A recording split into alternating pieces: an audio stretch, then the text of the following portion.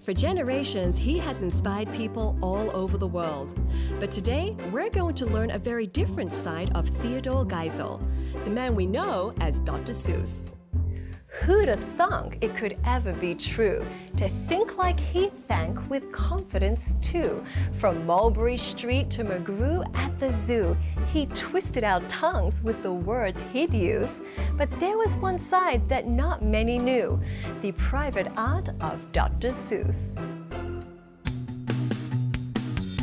I recently caught up with Bill Dreyer, the director and curator of the art of Dr. Seuss, to talk about the traveling exhibit of the secret art of Dr. Seuss.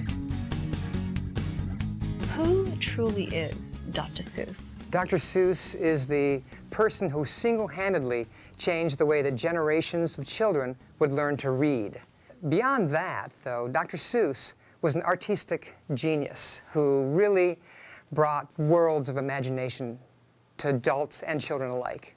But the one thing he enjoyed more than anything was to relax and paint at night. In fact, many of these artworks have become known as the Midnight Paintings, or now known as the secret art of Dr. Seuss. He kept it to himself during his lifetime because he was judged year after year on his children's books, and this was his own private domain. He didn't give a lick about what anybody thought about his paintings or his artwork. Because of Dr. Seuss's self-evident freedom to express himself through his art, he found much joy and wonderment in creating Seussian creatures using the medium of taxidermy. I think this is one of the gems of the collection. It's what Seuss himself called his collection of unorthodox taxidermy.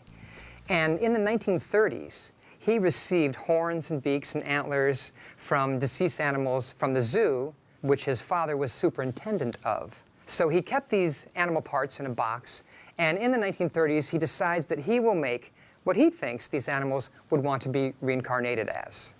And of course, he gives them wacky, wonderful Seussian names like the goo-goo-eyed Tasmanian woolgast or the Andaluvian grackler. Let's talk about the movie The Lorax. It's a movie that I love to share with my daughter. It seems like it was very much ahead of its time. He was one of the people, along with Lady Bird Johnson and Rachel Carson, to really put out the warning that we need to conserve our natural resources. Dr. Seuss would say that, my books are written on paper, my house is made out of wood. I'm not anti-logging or anti-business, but it's very important that we conserve our natural resources and not use more than what we have. Dr. Seuss is definitely one of the significant artists of the 20th century.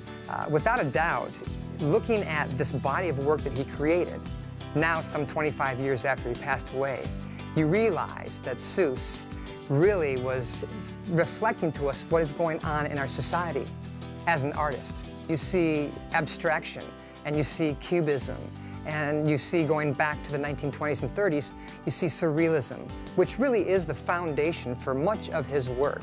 Even in his children's works, if you look closely, you realize there's a surrealistic bent to them. So there you have it, as best could be told, of a true visionary for the young and the old. And that marks the end of the journey here today, but his art and his stories will always remain. And oh, the places we will go, thanks to the man who made it also. A true visionary indeed.